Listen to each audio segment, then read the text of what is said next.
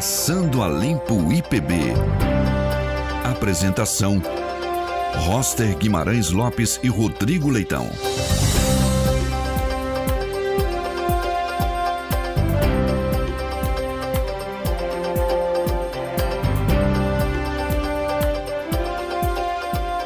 Louvamos a Deus pela sua preciosa vida e pedimos que você esteja conosco nessa tarde e divulgue o nosso programa, porque hoje ele tem um enfoque missionário para a glória e honra do nome do Senhor Jesus. Nós vamos entrevistar o pastor Ricardo Gutierrez, que é missionário e já viajou por mais de 40 países no mundo inteiro pregando o Evangelho de Jesus. Mas antes de falar com ele, vai falar o melhor apresentador de São Paulo, reverendo Rodrigo Leitão. Já estava com saudade de você, Roster Guimarães Lopes. Eu também, Rodrigo. Que alegria voltarmos para o nosso Passando a Limpo, e que programa especial no dia de hoje, né? Que bênção, a gente poder falar um pouquinho sobre missões, e você pode construir esse programa junto com a gente, deixando a sua participação. Você pode fazer isso lá nas nossas mídias sociais, entre no facebook.com/ipb.org.br. Você pode ali assistir, acompanhar o nosso programa e também deixar o seu comentário. Você também pode nos acompanhar pelo youtube.com/ipbtv e também pelo nosso site ipb.org.br/ipb3. Roster, eu pedi pro Arthur preparar para o nosso início aqui uma música que vai já nos embalar para esse programa. Amém. Afinal de contas, a gente não pode deixar de falar desse chamado maravilhoso que Deus tem e perceber tudo que Ele pode fazer através de nós a partir desse chamado. Alguém um dia ouviu o chamado. Viva a fé que sempre em frente vai. O espírito leve, por Deus quebrantado, creu de coração aberto e foi. Creu de coração aberto e foi.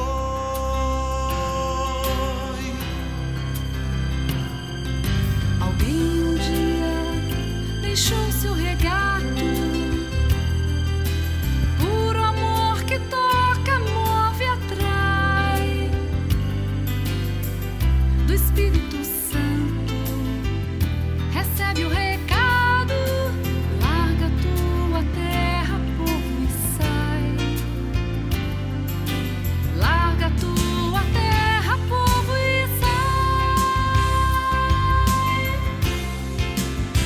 Que bênção maravilhosa. O nosso desejo nessa tarde é que você que nos escuta e nos assiste, de fato seja tocado pelo Senhor e se disponha a envolver-se na obra da evangelização do mundo para a glória e honra do nome de Jesus. E nós então queremos dar as boas-vindas ao reverendo Ricardo Gutierrez, ele que já trabalha em missões em algumas décadas e tem sido bênção onde o Senhor o tem colocado. Para mim é uma honra conhecê-lo aqui pessoalmente, né? Porque ouvir dele eu já ouço há muitos anos, né? E o Rodrigo também, né, Rodrigo? Está conhecendo o pastor aqui no programa.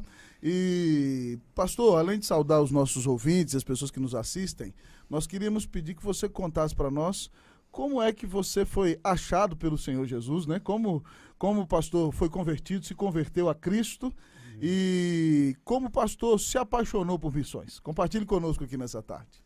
Então, eu vim de uma família que era católica, estudei no colégio diocesano, e quando um dentista foi distribuir o Novo Testamento dos Gideões, começou um estudo bíblico e os padres acharam que eu tinha um chamado para virar padre, sacerdote católico. Mas aí eu cheguei para eles e falei, esse negócio de não casar não é comigo, padre. Aí entrei na faculdade de odontologia aos 17 anos, e por causa de uns problemas de saúde na família, comecei a buscar a Deus.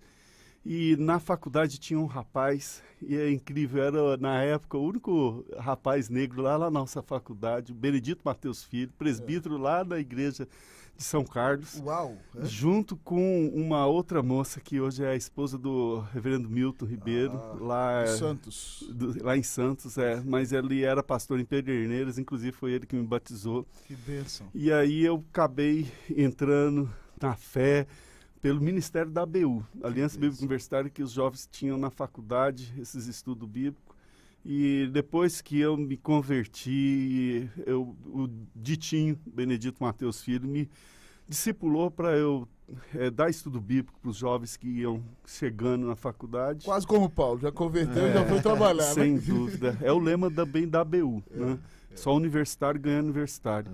E aí, por fim, eu acabei terminando o curso, neguei continuar a carreira acadêmica, fazer mestrado, doutorado na área que eu já estava me especializando, que era a cirurgia bucomaxilo, e vim para São Paulo. Comecei a frequentar a igreja do reverendo Jacó Silva, Santo Amaro. em Santo Amaro. Lá eu virei presbítero, mas logo eles me colocaram.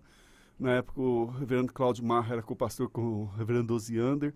E aí, por fim, eu fui para o Seminário Batista, me formei depois de muitos anos ali no estudo. Mas mesmo durante o seminário, comecei a me envolver não só com os gideões, sabe? Virei presidente, capelão, É Gideão etc. também, pastor?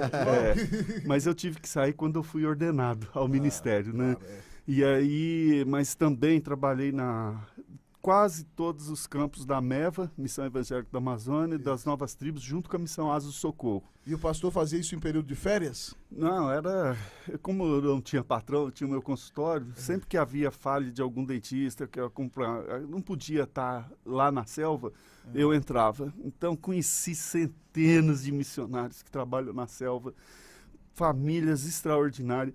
E eu vou até falar uma curiosidade, pastor. Dos 43 países que eu já trabalhei, se você me perguntar para mim qual é o lugar mais difícil de trabalhar, é aqui no nosso quintal, na Amazônia.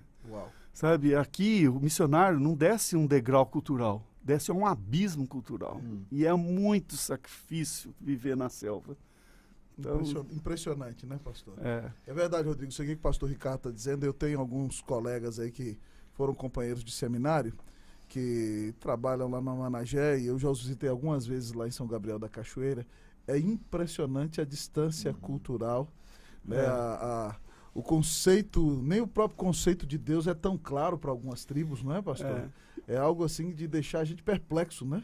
E sabe que, por exemplo, nos lugares onde eu trabalho tem internet, tem luz elétrica, tem água, esgoto, tem, às vezes, shopping center, tem como fazer compra. Na selva não tem isso. Os filhos dos missionários não podem continuar com os pais. Aos 7 anos de idade, eles abrem mão dos filhos, põem no avião, eles vão morar lá na cidade. Então, é uma dor, é algo inacreditável que esses missionários pagam tão caro preço para pregar o evangelho na selva. Uau. E... Rodrigo, tem uma pergunta para o senhor aí, pastorzão. Não, contando um pouquinho da história, né, reverendo Ricardo, a partir desse chamado e quando isso começou a acontecer, quando que começaram aí essas viagens para outros lugares associando a sua profissão, né, como cirurgião, bucomaxilofacial, e o evangelho, né, como missionário? Como que começou essa história de viajar o mundo afora para poder trabalhar como dentista e levar o evangelho? Ótima pergunta, pastor. Foi por causa dos pastores que me discipularam, cuidaram de mim. Eu já não tinha nem 1 ano de formado, sabe? E também já tinha uns 3 anos de cristão.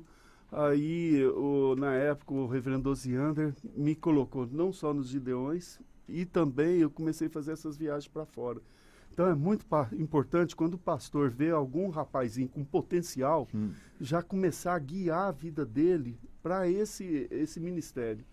Porque na época o reverendo Osiander falou assim: Ricardo, os missionários não podem continuar trabalhando na selva se através deles não chega ajuda médica odontológica para socorrer os índios lá na selva. E aí a FUNAI dá permissão para eles permanecerem. Então você vai ser um ajudante para fixar o missionário na selva. Então eu falei, então vou. E cada vez que eu ouvia as histórias, trabalhava o dia inteiro à noite, eu ficava admirado com tudo que eles contavam e fiquei muito edificado. Né? Esse foi o ponto de partida. Foi. E pastor, a questão é o seguinte, quando você já começou a evangelizar, você não era casado ainda, né? Não era. Então, quando a gente se envolve em missões, também a família entra nesse processo, não é, pastor? Sem dúvida. E como é que foi? O senhor casou depois e quando casou a esposa já sabia que o pastor tinha esse coração missionário? Sem e como dúvida. é que é para a vida dos filhos tudo isso? Porque eles também têm que abrir mão do papai, mas também se apaixonam por missões, não é, pastor? Sem dúvida. Compartilha com a gente como é que a pessoa que está aqui nos ouvindo, um um jovem que talvez está noivo, está para casar, está sentindo um chamado missionário, mas ele está ali com a noiva dele e não sabe se ela vai, se ela não vai. Como é que é esse fenômeno aí Isso. na família Ótimo. de quem se envolve com missões, pastor? Então, meu irmão, eu quando estava no seminário, no meio do curso, eu conheci a minha esposa porque eu tomava conta de, na época, 4 pontos de pregação da igreja. Uau. Além de trabalhar no consultório, de estudar à noite. Então, eram finais de semana, 2 vezes por semana, durante a semana, eu ia em alguns pontos de pregação, na favela do Morumbi, lá no Capão Redondo, no Jardim São Luís. E a única moça que me acompanhava para cuidar das crianças nesses pontos de pregação era a minha esposa. E ela via todo o meu sacrifício. Quando eu voltava, empolgado, contando da vida dos missionários, então ela já sabia, antes de casar, antes da gente namorar, que eu já tinha essa veia, sabe, esse chamado para missões. É importante deixar claro, né? Nossos filhos nasceram e eu sempre fazendo isso, todas as vezes que eu despeço, até para ir para a Amazônia, aqueles aviãozinhos, parece um mosquitinho no meio da selva. Eu sabia que talvez eu poderia não voltar vivo. Então eu já preparava, falava, se a gente não se vê aqui, a gente vê no céu. E aí a minha filha, que eu vim para a formatura dela, que ela terminou o curso aqui na USP de odonto, e ela recebeu um chamado quando nós estávamos na selva, lá no deserto do Saara, sabe, no país de Senegal, lá no fundo lá de Thiès, e aí ela virou para mim, ela lavando os instrumentos, com 15 anos de idade, ela falou, pai, eu não quero festa de debutante, nada, eu quero fazer uma viagem missionária com o senhor. Aí eu falei, tá bom, filha. Aí, por fim, levei ela, falou, eu quero levar meus irmãos e minha mãe. Eu falei, tá bom, filha. Aí nós fomos lá para a selva, lá para o deserto do Saara, e lá ela falou, pai, eu quero fazer odontologia, porque eu quero fazer o que o senhor faz, pai. E eu tenho um outro filho mais velho, é médico. Ele esteve comigo num país que eu não posso nem citar o nome, porque é perigosíssimo, sabe? E ele também está fazendo agora residência em neurocirurgia e já está servindo ao Senhor. É dos Gideões também. Que história maravilhosa, não? E isso faz a gente pensar, né, Roster? Muitas vezes quando o jovem ele sente esse chamado, ele é tocado pelo Espírito Santo de Deus para esse chamado missionário, muitas vezes há aquela expectativa, até pela falta de conhecimento, entendimento e de visão de alguns, de que ele tem que simplesmente largar tudo que ele está fazendo, ou a faculdade que ele está fazendo, ou os sonhos profissionais que ele tem, e se tornar um pastor de uma igreja local, né? E como Deus pode usar dentro das mais variadas profissões de maneira poderosa, né? Pessoas a partir desse chamado, seja em qualquer área for, né? Seja na área da saúde, em outras áreas, né, da educação, como Deus pode usar nos mais diversos lugares, nos mais longínquos países, missionários, né, a partir da sua formação, a partir da sua experiência, a partir da sua área, para levar o evangelho de maneira poderosa, aonde talvez esses pastores de igrejas locais não conseguiriam chegar. Né? Toda vocação se torna santa e para a glória de Deus. Então, aproveitando, Rodrigo, seu comentário, eu vou perguntar justamente isso para o pastor Ricardo. Fez o seminário, cuidava das congregações, passou pelo presbitério, foi ordenado pastor. Sim. E aí, continuou com consultório e fazendo viagens? Sim. Ou assumiu uma igreja local? Como é que foi a história aí, pastor Também. Ricardo? Conta pra gente aí. Deixa eu só voltar um pouquinho atrás, que eu tenho que citar do meu filho caçula. Pode Ele falar também dele. está fazendo curso de piloto de avião. Uau. E eu creio que Deus vai chamar ele também para Amém. ser um obreiro missionário, né? Amém. Amém. O Davi. Mas essa pergunta é muito importante, sabe, pastor? Eu, trabalhando no consultório, eu sustentava minha família, ainda cuidava dos obreiros, sabe, dos pastores. E a última igreja que eu fui pastor foi lá no Pico de Jaraguá, a igreja presbiteriana do Jaraguá. Fiquei lá uns 4 anos. Eu fui seminarista do Ipanema, pastor. Ah, sério? Na década de 90. Preguei lá na Então, semana rapaz. passada. Que coisa boa. Trabalhando na mesma que igreja. benção. Olha só. Pois Então, aí lá, enquanto nas outras congregações, eu fui ordenado pela Igreja Presbiteriana de Alphaville. Certo. E então eu sempre trabalhando, e a família, não é só os meus filhos tocando, minha esposa no louvor, e a gente começou sempre igrejas pequenas em casa. Então, hoje, das várias congregações, 4 já são igrejas formadas e ativas. Então, é importante, sabe, eu sei que Deus me deu um dom. Meus professores na faculdade, um deles, o chefe da cadeira, falou assim para o meu pai, falou, João, Seu filho, eu digo o seguinte, tem muitos tocadores de piano, mas Beethoven teve um só. E o seu filho é do nível de um Beethoven. Glória a Deus. Onde ele põe a mão, é extraordinário o que acontece, é milagre. Glória a Deus. Então, ele tem que seguir a carreira acadêmica e tal, mas eu falei, não, eu vou fazer o seminário e abrir mão disso. Mas eu creio que dá para manter o pastorado e o que a gente poderia falar assim de ministério de tempo parcial, sabe? Porque eu vivi isso, sabe, durante 30 anos. E ainda deixava minha igreja e eu falava para ele, vocês sejam o meu imitador, porque eu sou de Cristo. Amém. Eu lembro quando eu fui para um desses países aí que é muitíssimo perigoso, e eu deixei a igreja com o meu copastor, avisei, eles oravam. Todas as vezes, quando eu deixava de ir na igreja, por exemplo, para vir evangelizar aqui na passeata gay, sabe, eu ia lá, pegava, levava folheto, evangelizava, e pensei que eu ia morrer já na primeira, e não, foi o contrário. Então, a igreja sempre apoiou, e todas elas experimentam um verdadeiro avivamento, pastor. Os jovens se decidindo para missões, para pastorado. Então, 80% hoje dos pastores de todas as igrejas evangélicas brasileiras, eles não têm condição de viver de tempo integral na obra. E eles, como eu, sabe, trabalham para sustentar a família e ainda trabalham no final de semana nas igrejas. Né? Uau. E aí, pastor Ricardo, como é então que o pastor resolve falar assim, agora eu não vou ficar mais pastoreando a igreja local, se tornou missionário da APMT, e aí falou assim, vou embora, né? Além de todas essas viagens, compartilha com a gente esse processo. Então, eu fui convidado para assumir na APMT como membro da Assembleia, muitos anos atrás. Aí já cheguei, eles pediram para eu substituir o presbítero Azor na tesouraria. Aí fiquei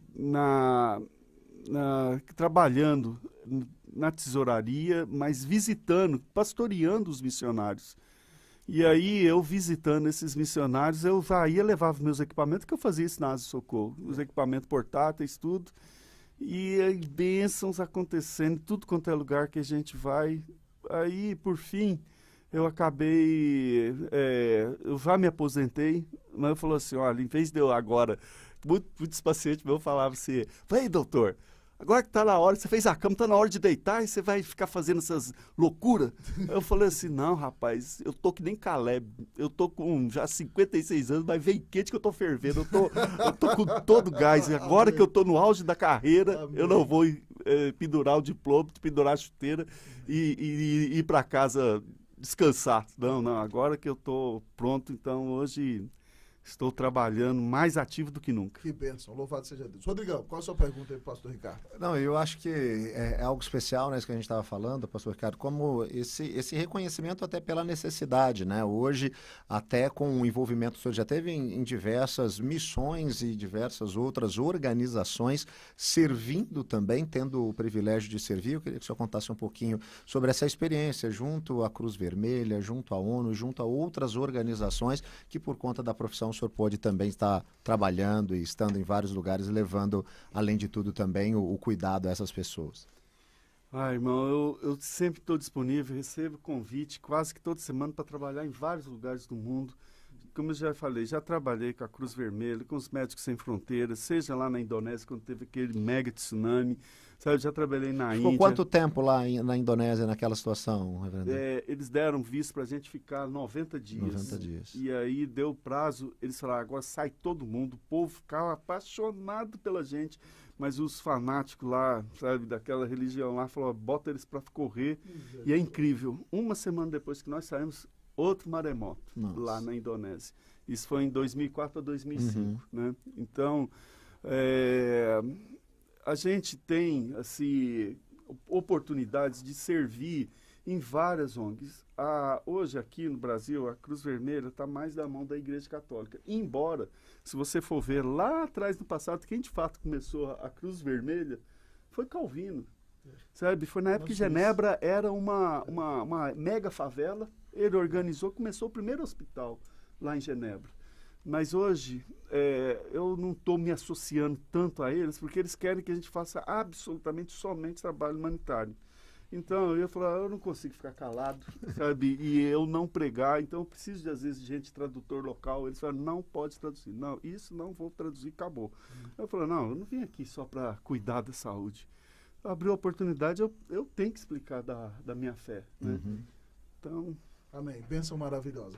Rodrigão, vê pra gente quem tá nos comentários falando alguma coisa ou fazendo alguma pergunta pro pastor Ricardo, e aí a gente vai ter o primeiro intervalo para voltar com ele daqui a pouquinho. Né? ótimo. Vê pra gente aí.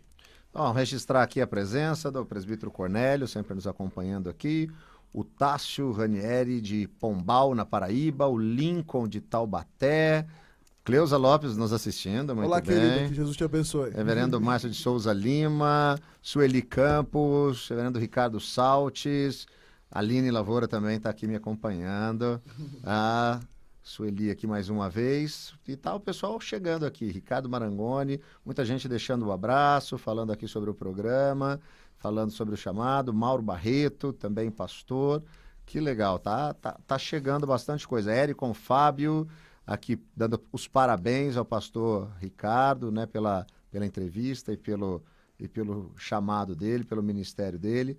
Muito legal. Daqui a pouco a gente fala mais um pouquinho sobre aqueles que estão deixando seus recados aqui. Em 2 minutinhos a gente volta. Passando a Limpo IPB. Apresentação Roster Guimarães Lopes e Rodrigo Leitão. Eu sou presbiteriano por causa da nossa base doutrinária, sólida, firmada nas Escrituras, consistente. Eu sou presbiteriana porque a soberania de Deus me levou para uma igreja presbiteriana, onde eu pude ouvir o Evangelho de Cristo na forma amorosa da igreja presbiteriana. Eu sou presbiteriano porque a igreja presbiteriana é uma igreja bíblica, equilibrada. Venha participar do Impacto Evangelístico Verdade e Vida, com o reverendo Hernandes Dias Lopes. Não jogue a toalha, não bote um ponto final, põe apenas uma vírgula, Deus ainda está trabalhando. Dia 19 de fevereiro, terça-feira, às 20 horas, no Ginásio de Esportes do bairro Santo Agostinho, Rua Jane Martins, número 960. Entrada franca. Deus tem um recado especial para a sua alma. Organização Quinta Igreja Presbiteriana de Volta Redonda. Apoio à Agência Presbiteriana de Evangelização e Comunicação da Igreja Presbiteriana do Brasil. Você está ouvindo IPB3, a rádio com imagem.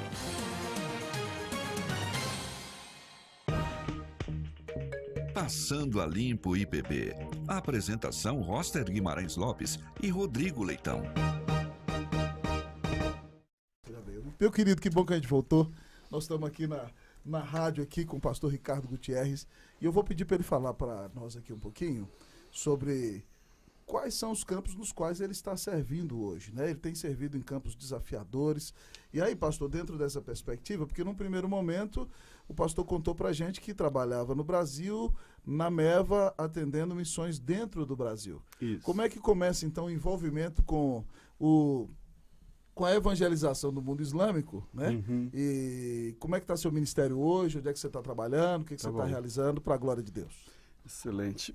Então, eu comecei a primeira viagem missionária, eu tentei sair, eu fui convidado para trabalhar como pastor em Portugal, mas aí houve uma tragédia na minha família, não pude ir, mas depois eu queria ir para a Índia, fui para lá depois de algum tempo, e junto foi vários países. A gente passou por Singapura, depois fomos para Macau, na China, Hong Kong, e aí eu trabalhando lá com presidiários, e depois aí foi aparecendo convites para vários lugares do mundo.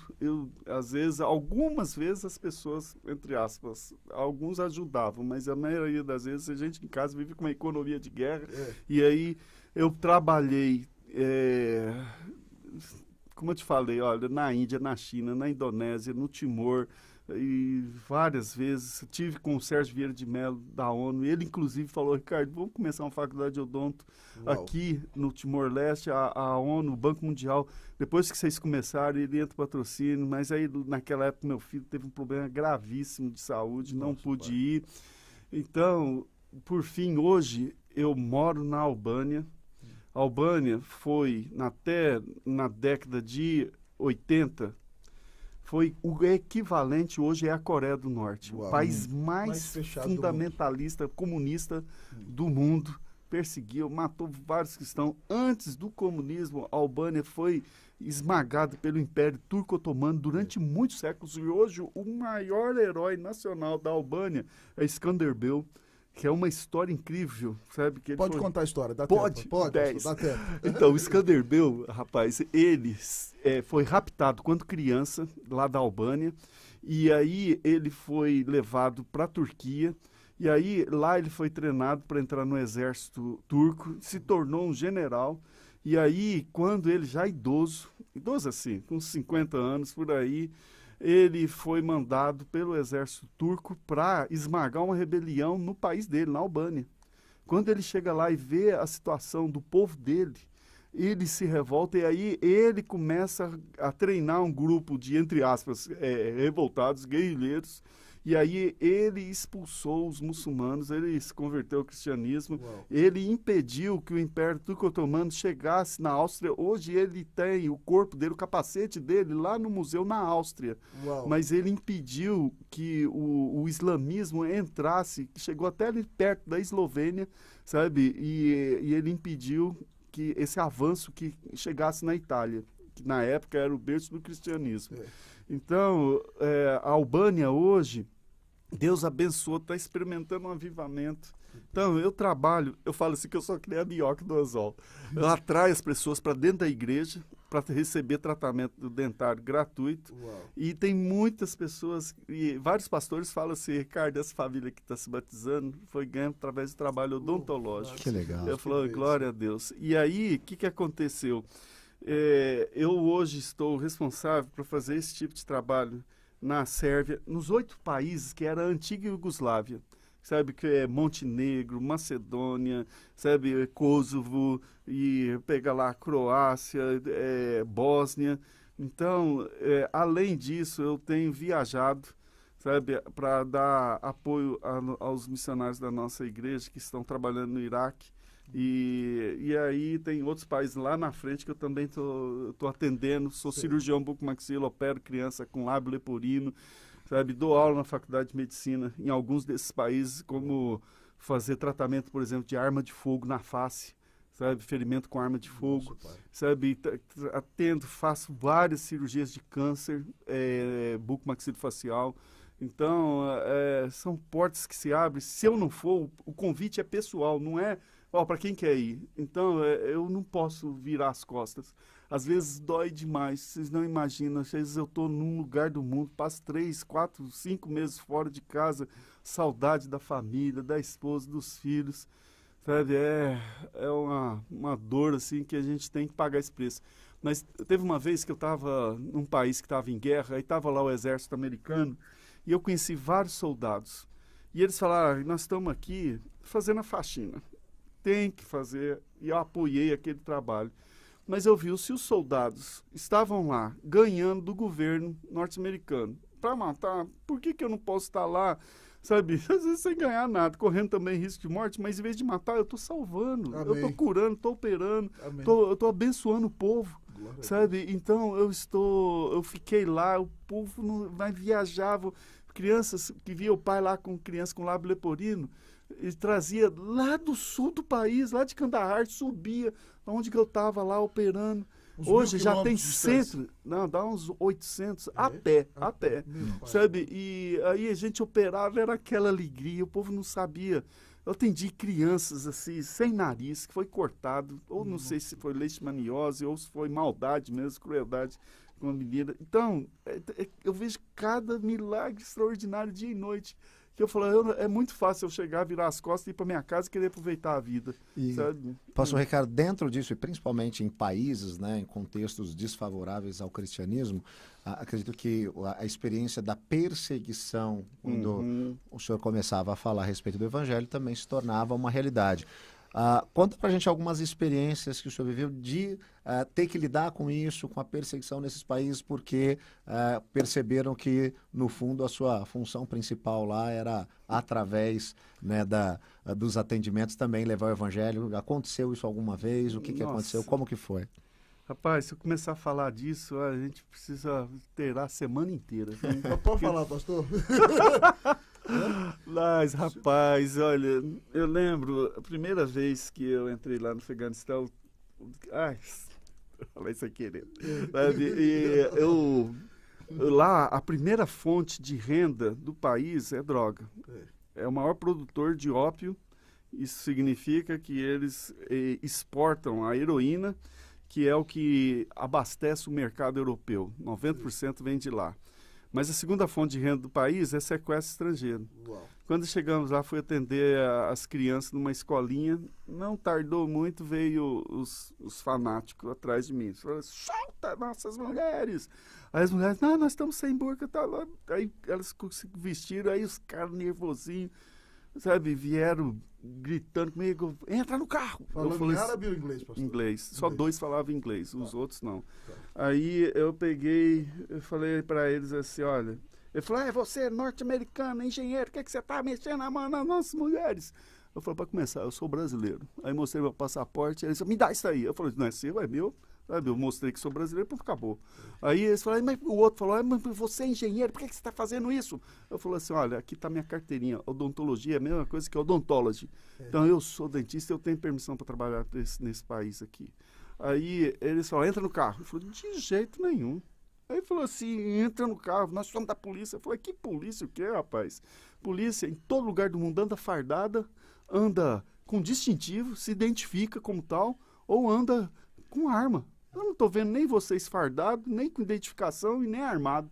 Aí eu falei, você quer ver arma? Pera aí que nós vamos buscar e você vai entrar na marra. Então, nessa hora eu liguei pro rapaz, corre aqui, meu. Ele me levou lá pro delegado, o delegado falou, olha, aqui você tem que trabalhar com segurança armado, carro blindado. E aí eu entrei no hospital, mas lá vi cada coisa. O ministro da Saúde estava lá e abençoou a gente, deu livre acesso para fazer o que fosse. E teve uma vez que eu atendi, eu estava lá fazendo uma cirurgia oncológica, sem mais nem menos, toca o telefone lá do assistente, falou, todos os cirurgiões para o pronto-socorro. Aí chegamos no pronto-socorro, meu Deus do céu, nunca esqueço, 40 rapazes da idade dos meus filhos, entre 18, no máximo uns 30 anos de idade, explodiu uma bomba dentro do quartel-general, um suicida. E aí, dos 40, salvamos só 3. Então, você imagina o pronto-socorro virar um necrotério. Aí eu cheguei para o ministro da Saúde e falei, meu querido, por favor, vai embora. Sabe, deixa que a gente cuida aqui desse caos, porque o senhor vai atrair mais atentado. Então, e a gente se tornou até amigo. Né? Voltei várias vezes nesse país, trabalhei, assumi uma ONG, sabe, que tinha lá, nós chegamos a ter 4 escolas lá, sabe? Então, não só na área de saúde, educação também. Eu fui contratado pelo governo alemão para dar aula na faculdade de medicina, mas a gente teve uma ONG que os diretores foram embora e eu assumi o sustento dessa que eram os pré-escola e escola para mulheres. Né? Então, tem muita experiência para contar. Isso aí foi uma das... sabe, situação, mas teve vários e vários. Olha, estou lembrando esses dias, faz uns 3 meses. Já tinha pedido de entrar em algum país, pastor? Que incrível pareça, nenhum. Uau, Para sair, que é mais difícil, rapaz. Porque aí já começa a descobrir. Já sabe quem eu já recebi voz de prisão na cabeça. Na hora de pôr as balas lá para ir embora, o senhor está preso. Eu falei, pronto, vai começar. E aí, foi para cadeia? Não, eu imagino, cheguei no aeroporto, 4 da manhã, 1,5 metro de neve, 20 graus negativo. Aí, eu recebi essa voz de prisão, falando assim, o senhor está preso. Eu falei, meu Deus do céu, e agora? Mas sabe que o Espírito Santo fala no coração, fica calmo, você não deve nada para ninguém. Aí fiquei tranquilo, sabe? E aí, sem mais ou menos, apareceu lá um coronel, falando, libera esse rapaz, ele trabalha lá no hospital, eu conheço ele, pode ir embora, brasileiro. Aí ele chegou pro sargento e falou assim, libera o Cocó, conheço ele. Aí eu fui Cocó, na língua lá daquele povo, significa vovô. Aí, eu tava com uma barba branca, aí deve ser outro, né? Eu olhei pra coisa, aí tinha uns velhinhos lá, respeito deles que ele tá falando, né? Liberaram o vovô, então. Verdade, pela primeira vez me chamaram de vovô. Uau, que coisa boa, pastor. Pastor, conta pra gente sobre... Nós temos ouvido aqui no Brasil que há muitas conversões no mundo islâmico nos dias de hoje. Inclusive um missionário amigo que num país fechado está, um dia desse nos telefonou para contar um testemunho de que uma pessoa que a família dele estava evangelizando veio a Cristo de maneira escondida e isso alegrou imensamente o nosso coração. Mas... conta pra gente sobre isso, né? A gente sempre ouve falar que estão acontecendo muitas conversões no mundo islâmico, nos lugares onde você tem passado, como isso se dá, como a igreja se reúne, por exemplo, nesses países fechados, as igrejas conseguem evangelizar. Compartilha conosco para que a igreja brasileira saiba mais e também ore mais, de maneira mais dirigida por essas igrejas. Então, meu irmão, nossa, eu lembro que eu já participei de vários cultos. A gente ia numa igreja... Uma igreja é 5 homens. Homem evangeliza homem, mulher evangeliza mulher. Sei. E criança não pode ser evangelizada. Ué, por quê? Porque às vezes as crianças falam pro amiguinho, o amiguinho fala pro pai, aí eles vão lá e matam a família, por causa que uma criança falou. Uau. Então, o que acontece? A gente vai para uma reunião, tem lá 5, 6 homens. Então, é quase que um discipulado. A gente vai adorar, cantar, mas tem que cantar baixinho. Uau. Porque os vizinhos podem ouvir. E aí a gente entra com uma roupa e sai com outra. E entra por uma porta e tenta sair por outra porta. Então, é estresse dia e noite. Mas eu vou te falar uma coisa. Comparando um crente convertido do Islã, que está disposto a morrer pelo que crê, me desculpe falar isso, hoje tem tantos crentes meia boca no Brasil que vai atrás de Cristo pensando o que eu saio ganhando, porque lá ele só tem a perder. Então, eu vou te dizer assim, se for feio em quilate de ouro, um crente vindo dessa região convertido vale pelo menos por uns 5 mil meia boca daqui. Sabe, aqueles crentes, sabe, que é carnal, que tá ali por enquanto, vendo que só o que vai ganhar seguindo a Cristo, né? Lá ele só tem tudo a perder, além da vida, perde família, perde tudo, só vai perdendo. Então, a gente tem que apoiar eles, principalmente nos primeiros passos da fé cristã, mas, como eu digo, é muita provação, mas eles são extraordinários, sabe? Eu conheci cada obreiro, cada pastor, que eu falei lá no céu, ó, falei, meu irmão, você me contrata para ser o seu engraxado, seu garçom lá na sua mansão, sabe? Porque são homens dos quais realmente o mundo não é digno, sabe? E está realmente havendo conversões, acontecem coisas extraordinárias, não só através de sonhos, de visões, sabe? Mas quem prega o evangelho somos nós, sabe? Então, e as pessoas estão abertas e tem etnias se convertendo.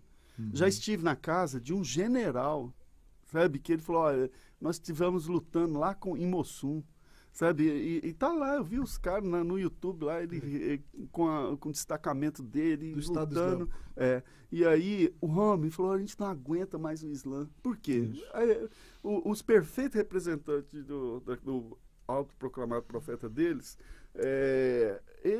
violência, só usou a espada. Então, assim como no cristianismo, tanto os católicos quanto os evangélicos imitam o que Jesus fez. O que Jesus fez? Ele curou, ele ensinou, ele perdoou, ele amou. Então, o que a gente vai lá fazer e copiar o que Jesus fez. Amém. Agora, os representantes dessa religião faz o que o profeta dele sempre fez. Você entende?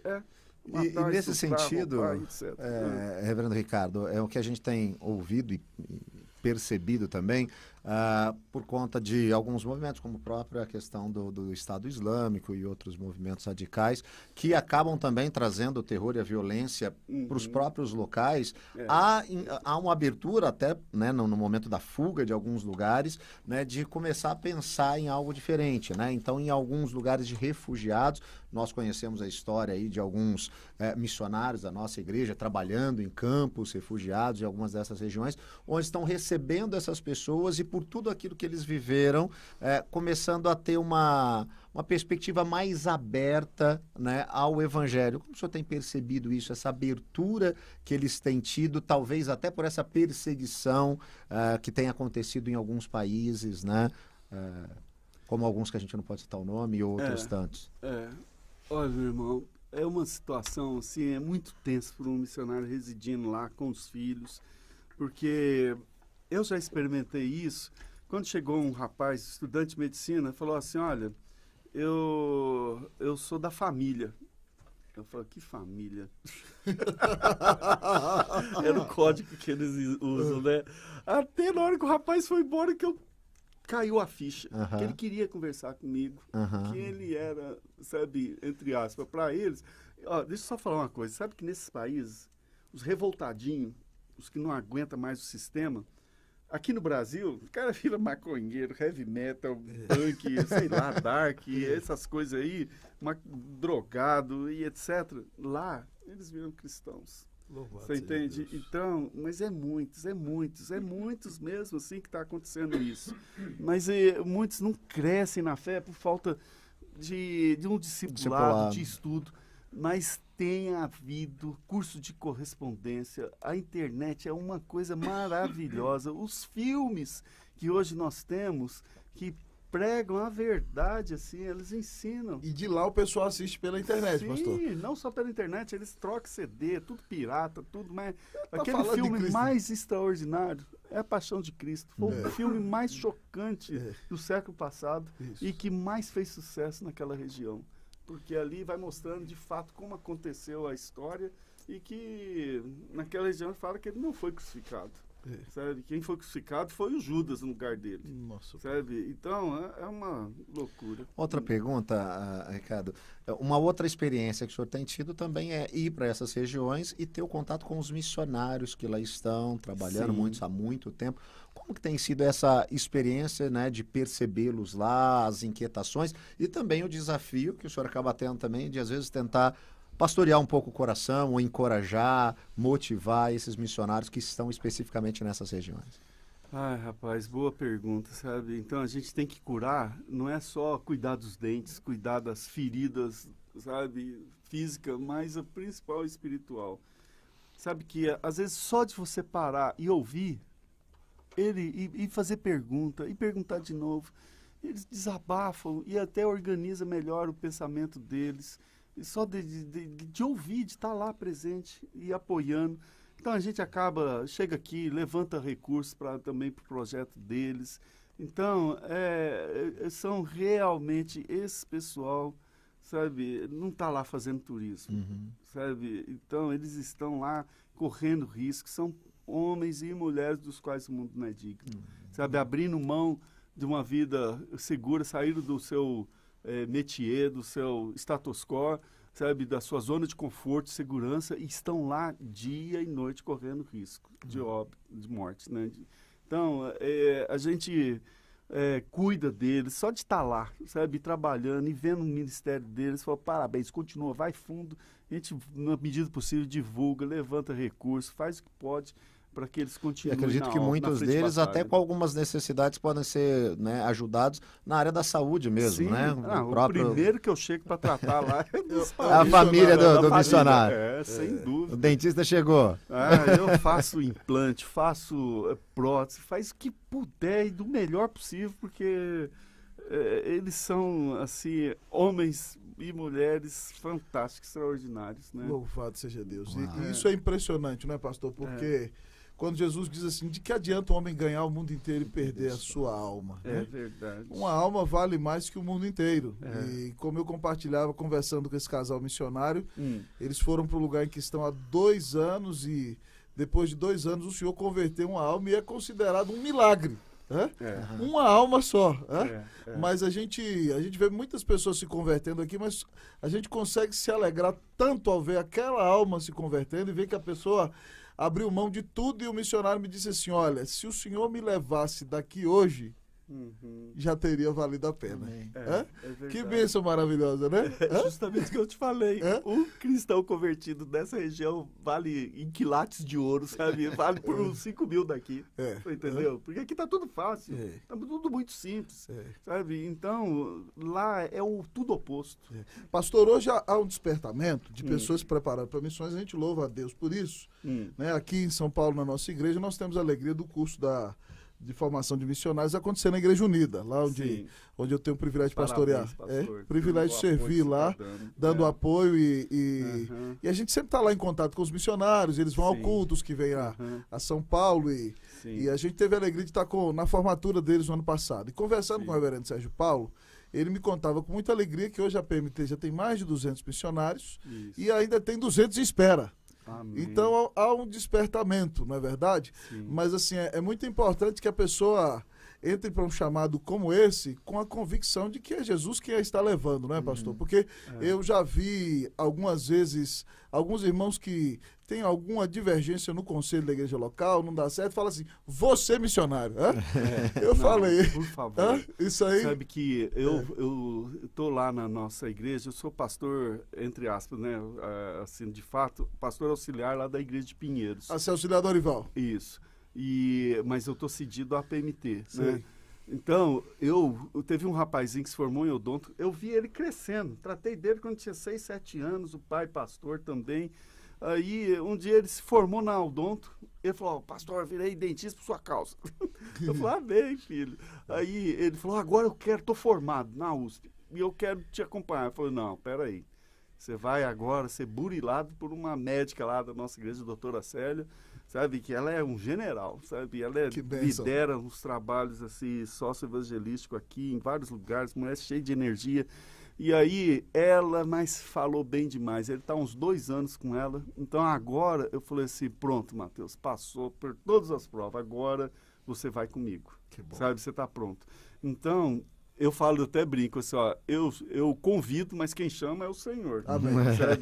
Mas a gente tem que incentivar, porque tem muitos pais, inclusive, falam, não, meu filho, deixa disso, o que é isso? Vai viver a vida, vamos aproveitar aqui, esquece essa bobeira, vamos ganhar dinheiro, sabe? E esse rapazinho, Matheus, que menino extraordinário, filho de um pastor, e o pai apoiando, sabe? Eu tenho certeza que a igreja vai apoiar também. Então, tem outros, eu já estou na fase, assim, de começar a preparar o meu sucessor, sabe? Porque uma que também pode ser que eu não dure muito, né? Porque os países que a gente vai, a gente não está fazendo piquenique. Eu estou ciente da realidade que numa dessa pode dar tudo errado e eu acabar voltando num saco preto. Então, Jesus isso chamava. É verdade.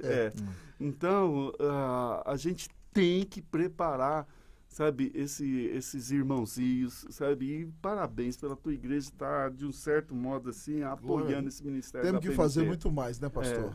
Temos que nos fazer muito mais, orar, nos envolver com os missionários. Amém. Pastor, até uma pergunta aqui, tem muita gente, né, elogiando o bate-papo aqui, né, o Rodrigo Viana, o Décio, Humberto, o Enatan, a Marilene, a Lloyd, mas o Ericon tá fazendo uma pergunta sobre o herói lá da Albânia, se existe alguma biografia, se existe algo em português sobre essa história, se o senhor sabe disso. Deveriam fazer filme da vida desse cara, sabe, porque é fato verídico, Skanderbeu. Então, eu tenho assim, alguns vídeos, mas muito ruim, muito velho, alguns filmes que fizeram da vida dele, mas não dá nem para assistir. Sabe? Parece isso que foi feito... em que século, pastor, a história do Skanderbeu? Século XIX, século XX? Não, isso aí foi... Boa pergunta, rapaz. Tá bom, vamos passar. Eu vou pesquisar mais, na próxima vez eu te falo. Mas é uma história digna de fazer um filme, sabe? Na Armênia, pastor, o senhor já foi? Não, mas eu estive trabalhando na Turquia. Foi século... Foi onde? 15. Século XV. Em 1400 Isso, 78 ele faleceu. Então, o que aconteceu? Esqueci a pergunta. Na Armênia. Na Armênia, na Armênia. Então, eu vou só lembrar um pouquinho a história. Primeira Guerra Mundial juntou o Império Turco-Otomano, se aliou com o Império Austro-Húngaro e foram atacar a Itália, França, Inglaterra. Itália não, a Inglaterra. A Inglaterra ganhou, junto com os Estados Unidos. E aí o Império Turco-Otomano passou para os braços da Inglaterra. Isso. Então eles pegaram desde lá da Índia, Irã, toda aquela região que fazia parte do Império Turco-Otomano veio para os braços da Inglaterra. Isso. Mas com a Segunda Guerra Mundial, sabe, a Inglaterra enfraqueceu economicamente, militarmente, e aí eles deram a independência para a Índia, para o Paquistão, e para a região hoje é o Afeganistão. Isso. Então, o que aconteceu? Toda essa região que foi dominada por muito tempo, desde a época do Skanderbeu, sabe, lá no passado, o Império Turco-Otomano colonizou desde lá da Eslovênia, que faz divisa com a Itália, pegou toda aquela região que é a Albânia e fez tudo. Quando eles invadiram Constantinopla, sabe, que eles transformaram o nome, puseram o nome de Istambul, sabe, foram pegando lá desde Alexandria, mudaram o nome. Maomé II que invadiu Constantinopla. Então, aquela região toda foi esmagada, sabe, pela lei da Sharia, muitos e muitos séculos. Mas logo que acabou a Primeira Guerra Mundial, sabe, veio o comunismo. Então, é muito sofrimento um atrás do outro. Agora que eles estão tendo liberdade, por exemplo, no país que eu estou, está havendo crescimento. Outros, nem tanto. Mas está aberto. Falta gente para pregar. Está faltando obreiro. Eu brinco o seguinte: a Seara é grande, mas os cearenses são poucos. Então tem que chamar paulista, mineiro, baiano, que for para pregar o evangelho. E eu estou precisando de gente para estar lá. Sabe, porque hoje eu estou liderando, assim, cuidando da região de mais ou menos 15 países, que eu estou trabalhando ao mesmo tempo, servindo as igrejas e tal. Meu ministério não é fixo num só local. Eu tenho uma residência, não só por questão econômica, logística, sabe, eu estou ali na Albânia, que é mais barato para me deslocar, que às vezes eu vou até de carro. Hoje a Albânia é hoje o seu quartel-general ali, onde a base de apoio. Eu fui convidado pelo missionário Benilton, porque ele falou assim: Ricardo, há a possibilidade de você entrar no exército da OTAN como membro do exército da Albânia, porque a Albânia faz parte da OTAN, para você operar. Tem até um hospital militar em Cabul, da OTAN. Então, eu já estou nesse processo, sabe? Já regularizei toda a minha documentação, já foi tudo reconhecido. Não precisa ser nacionalizado como albanês? Não precisa ser nacionalizado. Eu não vou ser militar, eu vou ser um voluntário do exército albanês para servir onde o governo, ou o exército, por exemplo, a OTAN convocou: temos vaga para cirurgião para trabalhar em tal país. Aí eles falaram: a Albânia tem um profissional dessa. Aí eles às vezes recebem, sabe, e mandam voluntário, sabe, para trabalhar onde, no caso, eu gostaria de voltar a trabalhar e exercer a minha profissão no Afeganistão mesmo, então, onde que eu já trabalhei. É isso aí. E, pastor Ricardo, o senhor vai ficar no Brasil nesse tempo aí até quando? Eu acho que eu vou ter que sair daqui até o Carnaval, sabe, até março. Fazia quanto tempo que você não vinha para o Brasil? Eu tenho vindo assim por volta uma vez por ano, sabe, então... dessa vez eu vim porque minha filha se formou na faculdade de odontologia e a minha esposa vai ter que fazer uma pequena cirurgia. Então, eu acho que assim que ela fizer, eu vou ter que voltar por causa de questão legal, sabe? Porque senão eu perco visto de residência. Sei. Mas aí até o senhor tá por aqui, já tá com a agenda toda cheia. Sabe, sempre arranjo buraquinhos, assim, sabe, no tempo, bom, sabe, pra gente Vou marcar pro pastor pregar lá na Igreja Unida pra gente, pra abençoar a igreja, pra despertar para a obra missionária, na verdade. Pastor, se algum jovem aqui estiver agora nos escutando, ou um jovem que está aí formando, sei lá, em medicina, enfermagem, ou qualquer outra profissão, engenharia, ou até mesmo... fisioterapeuta. Protético, fisioterapeuta, ou até mesmo enfermeiro, ou até mesmo um pastor já experimentado no campo, que tem tido um ministério sério, mas agora o Espírito Santo de Deus está tocando no coração desse servo do Senhor para ele se envolver com missões.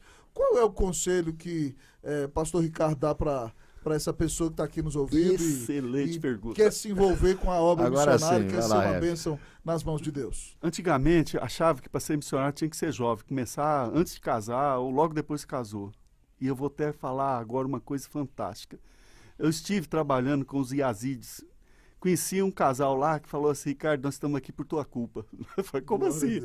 Eles trabalharam 30 anos aqui no Brasil. Ele, suíço, e a esposa norte-americana, ou vice-versa, não lembro, trabalhava aqui na Calvary Chapel, Certo. e aí os filhos já cresceram, aí eles, depois que eu estava falando na igreja deles de Josué, ou de Caleb, quando ele chega lá e fala para Josué, falou, olha, eu tô tão forte com 85 anos quando a gente ganhou aquela promessa, agora eu quero sua bênção.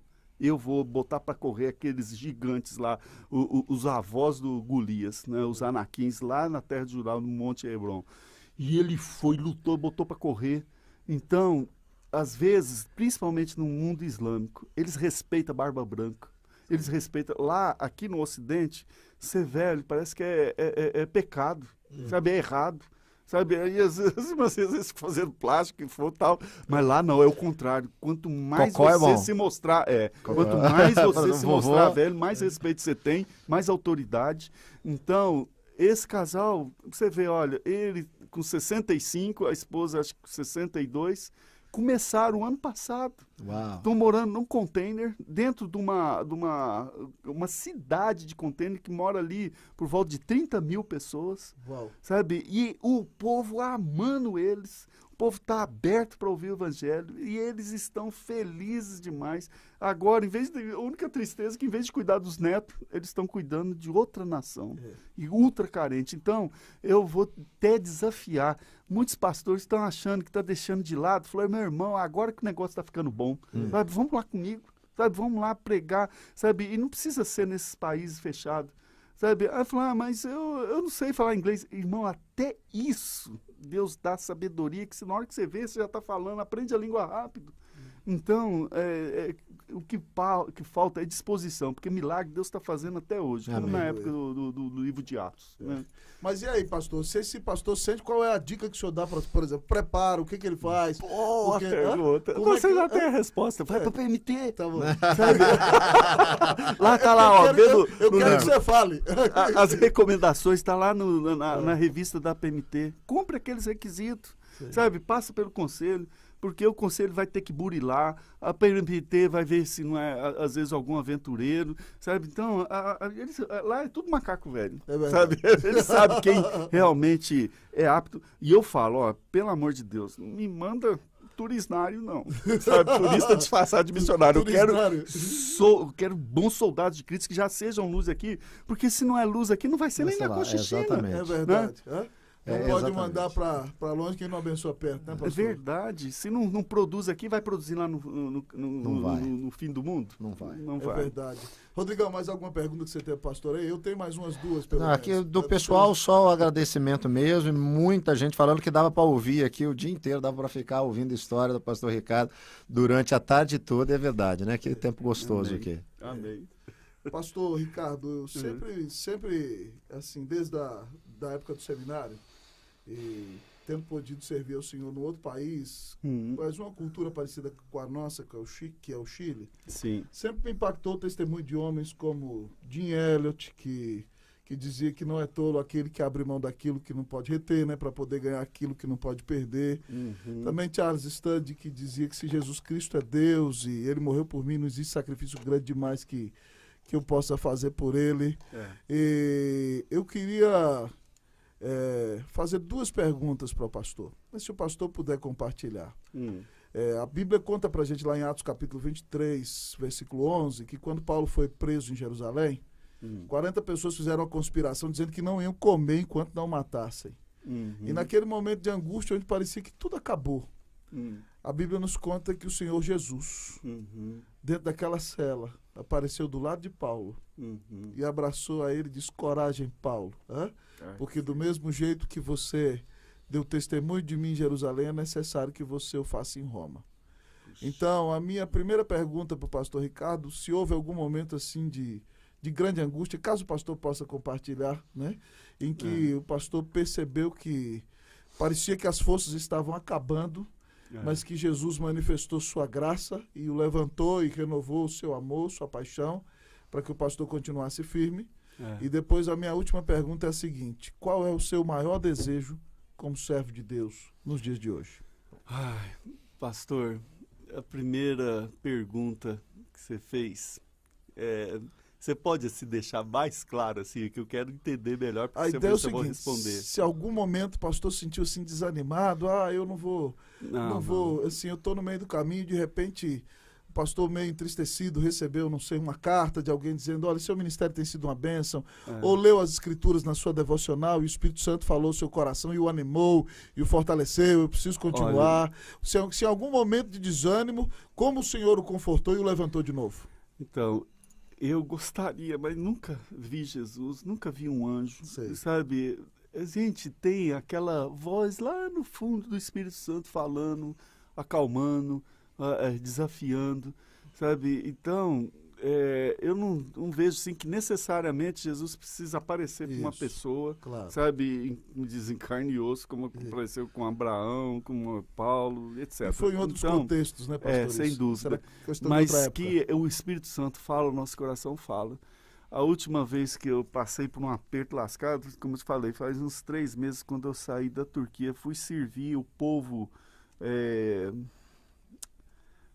um povo lá, sabe, que... Aí quando eu entrei naquele país, na Turquia, me ficharam, fui preso, e aí eu já estava lá umas 4, 5 horas, numa aflição, pegaram meu celular, fuçaram, falaram, abre isso daqui agora, e aí eles vasculharam tudo que é da minha vida, e aí, sem mais nem menos, estava preso. Me ficharam, tirei aquelas fotos assim como presidiário, aí eu tranquilo lá. Aí, sem mais nem menos, o cara chega, só pode ir embora. Aí eu falei, como é que é? Só pode ir embora. Aí eu fiquei bravo, sabe? Eu falei assim, o senhor sabia que no meu país tem a segunda população de turco depois da Turquia, é o Brasil? Sabe, quando foi que um turco foi tão escorraçado, maltratado? Por que está acontecendo? Já entrei umas 10, 20 vezes nesse país, mudança de procedimento, sabe? Aí eu falei assim, olha, então eu vou ligar lá na Embaixada Brasileira, em Istambul, e eu vou contar tudo isso que vocês me pressionaram, me maltrataram aqui, sabe, me trataram que nem presidiário, para que haja a lei da reciprocidade, para eles começarem a fazer isso lá com os turcos no Brasil também. Aí ele gritou comigo, sobe daqui, que senão a gente vai te prender mesmo. Então, o que acontece? Naquela hora eu estava assim, em paz, mas às vezes é incrível, com arrogante, sabe, eu vejo esse espírito de Davi. Davi apareceu um leão e um urso, ele falou, vem quente que eu estou fervendo. Mas quando vinha uma ovelhinha, ele tratava com amor, com carinho. Então, eu sei que isso aí, eu sei que vem do Espírito Santo. Gente com petulância, com arrogância, parece que Deus estica, porque eu vejo isso em Jesus. Jesus, desculpa falar, tratava na botina os arrogantes, os fariseus, e tratava com amor aqueles que estavam com o espírito quebrado. É verdade. Sabe? Então, eu já tive várias vezes, mas em mim acontece o contrário. Quando vem pessoas me ameaçar, eu fico mais bravo, sabe? E enfrento. E graças a isso, por exemplo, lá naquele outro país que eu falei, foi o que me salvou, sabe? E o próprio delegado disse isso. Falou assim, se você tivesse entrado naquele carro, acabou, nunca mais a gente ia te ver. Sabe? Eles iam entregar picado o teu corpo em cada rua daqui da cidade. Então, já aconteceu isso. Né, pastor? Mas... o que mais dói, pastor, às vezes a gente fica longe da família, sabe? Porque é que nem você pegar e arrancar um pedaço do seu braço, sabe? E aí é uma fisgada, sabe? Então, às vezes, os filhos longe, sabe? Aquela saudade que dá, que a gente às vezes chora quando vai dormir, mas eu falo, eu sei que eu estou fazendo isso pro Senhor. Amém. Sabe? Porque os soldados americanos estão lá fazendo a faxina, porque e obedecer o governo deles, por que eu não posso fazer isso por Jesus, sendo que eu estou cuidando e vendo milagre um atrás do outro, extraordinário. Amém. Graças a Deus. E qual foi a segunda pergunta mesmo? Qual é o seu maior desejo hoje, pastor Ricardo Gutierrez? Primeiro é ver os meus filhos me imitando, minha igreja me imitando. Sabe, porque eu acho que eu vejo isso constantemente, Paulo falando, não foi só lá em 1 Coríntios capítulo 11, verso 1, sede meus imitadores, porque eu sou de Cristo. Sabe, eu não tenho um pingo de vergonha de falar, sabe, pelo amor de Deus, sabe, jovens, não amam o mundo, sabe, não cai em tentação, me segue, sabe, pega a cruz e vamos embora pro Calvário, sabe, embora nós não vamos ficar lá no Calvário, nós vamos para a glória depois. Né? Isso aí. Então, eu gostaria de ver meus filhos, os membros da minha igreja, o Brasil, viu um avivamento, sabe, extraordinário. Eu espero estar vivo para ver isso. Amém, louvado seja Deus. Todo. Amém. Nós estamos chegando, queridos, ao final do programa. Nesse programa a gente sempre termina com todos os presentes compartilhando a palavra, né? Exceto o Arthur, que é um trabalho abençoado aqui, ele fica nos bastidores e cuida de tudo pra gente. Ele diz aqui que só fica se alimentando, pessoal. Então nós vamos terminar. Eu vou pedir ao pastor Rodrigo, diante dessa entrevista do pastor Ricardo, que compartilhe conosco, com o ouvinte, um versículo que lhe falou o coração. Eu vou compartilhar depois dele e nós vamos terminar com o missionário para deixar a palavra final aí para chancelar e abençoar todo mundo. Então, um versículo da Bíblia ou uma passagem que o toca, Rodrigo, diante do testemunho do pastor Ricardo, o que Deus tem usado para abençoar a sua vida. E aí, então, eu falo também um pouquinho, o pastor Ricardo conclui para nós nessa tarde. Vamos lá. Roça, como um evangelho, ele transforma as nossas vidas, ele muda, né, o significado, né, da nossa existência, e ele nos faz querer viver, né, em resposta, né, a esse constrangimento. E a palavra de Deus, ela é clara de nos levar a compartilhar esse evangelho, né, onde nós estamos e até os confins da terra.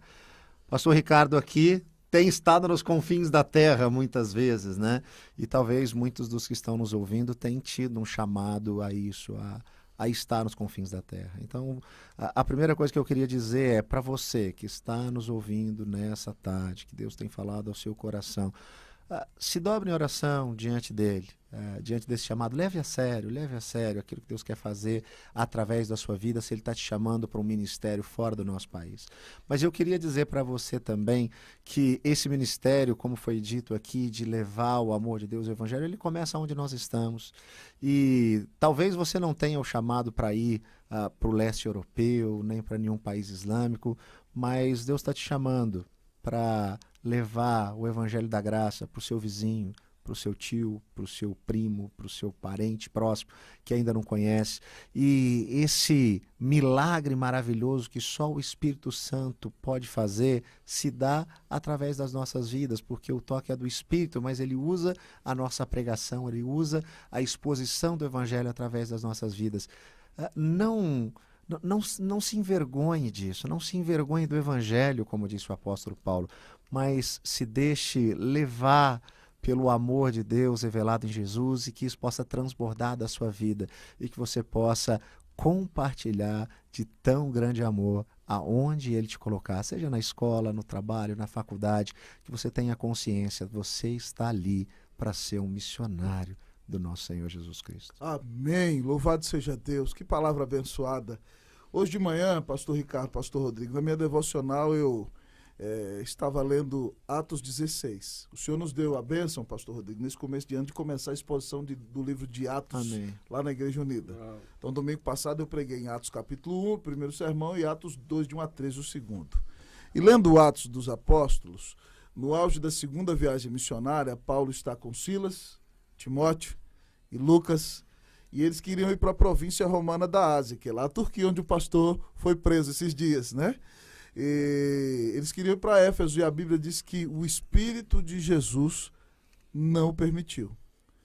E a gente fica perplexo, a gente acha que só o mundo que vai fechar a porta para a obra missionária, mas tem dia que Deus não deixa você ir. E aí eles, contornando Mísia, tentaram ir para a região nordeste, que era para Bitínia, e o texto diz que outra vez o Espírito não permitiu. E aí então eles, contornando Mísia, pararam em Troade e desceram ali, e ali tiveram que esperar.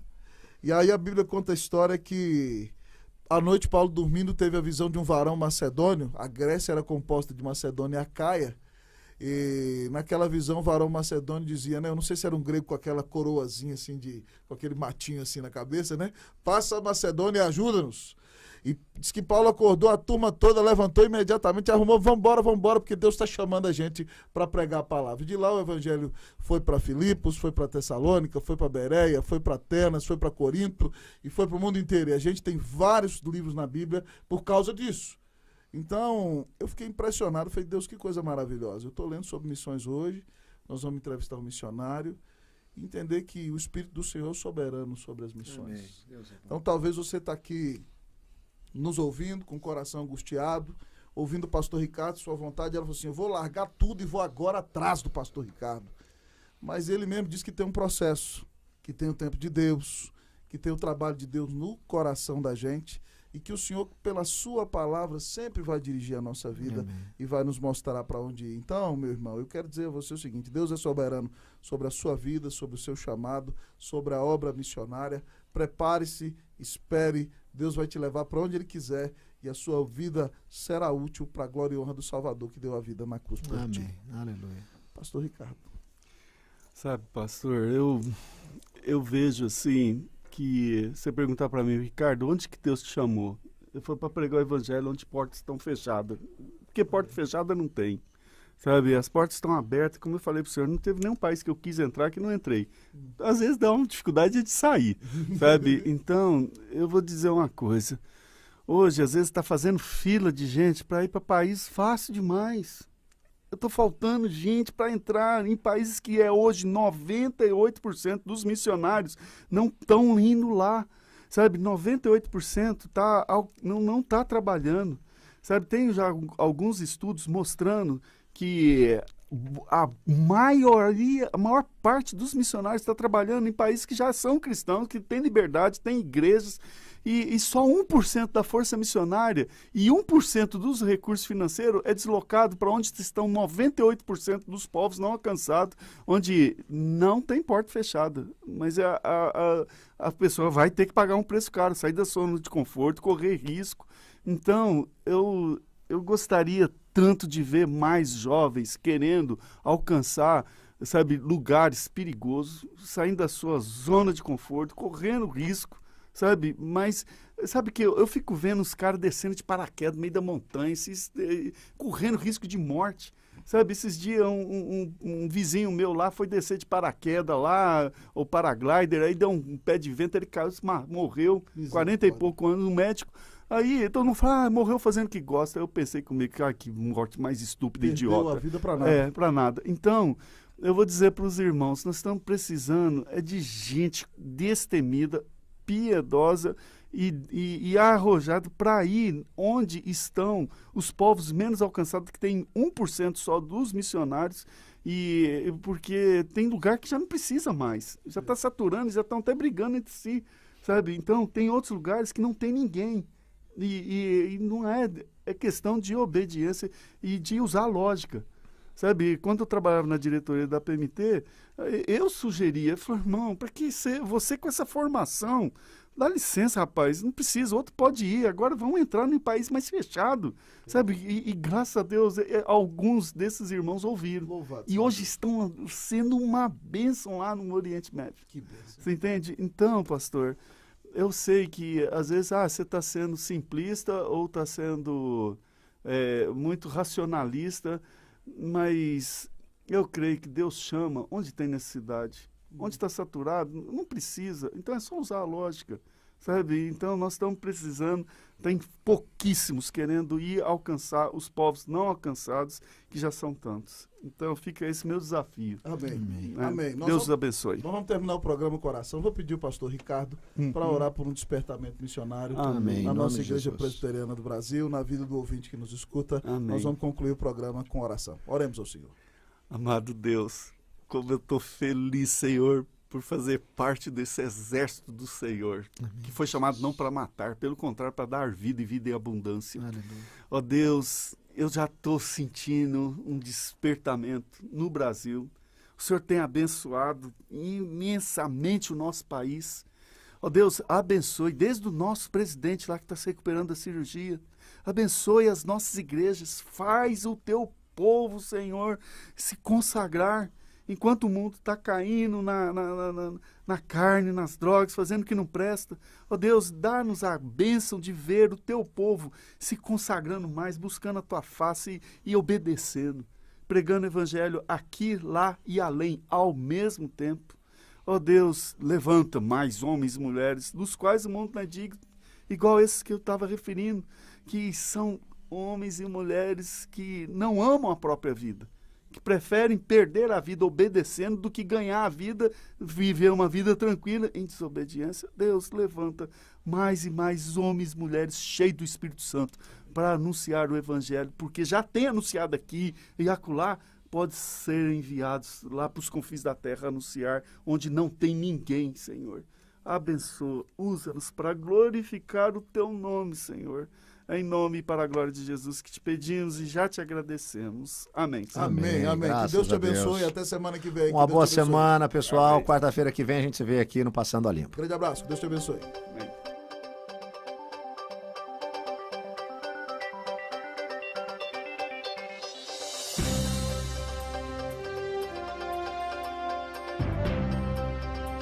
Passando a Limpo IPB. Apresentação: Roster Guimarães Lopes e Rodrigo Leitão.